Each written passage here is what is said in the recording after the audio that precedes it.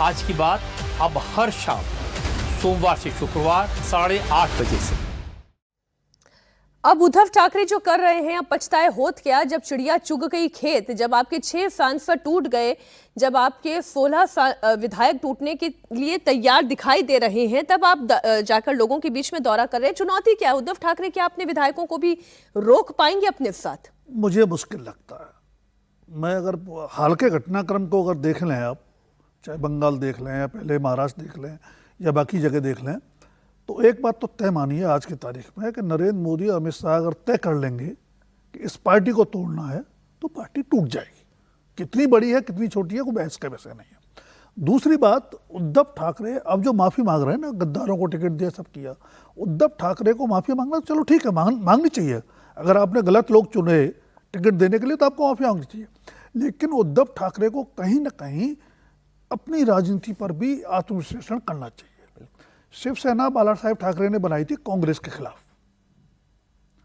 आप सत्ता के लिए, मैं ये नहीं कह रहा कि उसमें बीजेपी बिल्कुल निर्दोष थी, सत्ता के बंटवारे में दोनों में क्या सहमति हुई, लेकिन आप यू टर्न लेकर के वहां नहीं जा सकते जिसके खिलाफ हमने शुरुआत की थी। थोड़ा बहुत विचलन होता है, आप 360 डिग्री का टर्न नहीं ले सकते। तो जैसा अभी सज्जन कह रहे थे कि आपने पहले विचार छोड़ दिया। शिवसेना की पहचान क्या थी? हिंदुत्व। बीजेपी की पहचान क्या? हिंदुत्व। दोनों इसीलिए नेचुरल एलाइज थे। और महाराष्ट्र में जब साथ आए तो एक विनेबल तो बन ही गया, अनबीटेबल कॉम्बिनेशन बन गया वो। तो उद्धव की पहली गलती कि आप बिल्कुल यू टर्न, आप अलग बैठ जाते, बीजेपी को सरकार चलाने देते। संवादहीनता की स्थिति नहीं बनती। और ये जो लेकिन सर ये तो बातें अब बीत गई, अब आगे क्या? अब मुझे लगता है कि उद्धव ठाकरे को जो उनकी राजनीतिक क्षमता को लेके मुझे थोड़ा संदेह हमेशा से रहा है। शिवसेना 60 साल हो गए 19 जून को जी। 60 साल में 6 बार टूटी।